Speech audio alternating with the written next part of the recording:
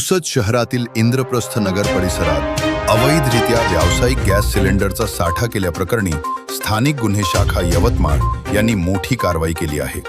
या कारवाईत एकूण 21 गॅस सिलेंडर टाक्या जप्त करण्यात आल्या असून सुमारे 60,000 रुपयांचा मुद्देमाल हस्तगत करण्यात आला आहे। पोलिसांना मिळालेल्या गुप्त माहितीनुसार इंद्रप्रस्थ नगर येथील इसम नामे सावरलाल मथुरलाल जाट यांच्या घरी अवैधरित्या व्यावसायिक गॅस सिलेंडरचा साठा करण्यात येत असल्याची माहिती मिळाली। त्यानुसार स्थानिक गुन्हे शाखा आणि पुरवठा विभागाच्या अधिकाऱ्यांनी संयुक्तरित्या छापा टाकला। या छाप्यात इंडेन आणि HP कंपनीचे 19 किलोचे 19 सिलेंडर तसेच 5 किलोचे 2 सिलेंडर असा एकूण 21 व्यावसायिक गॅस सिलेंडरचा साठा आढळून आला।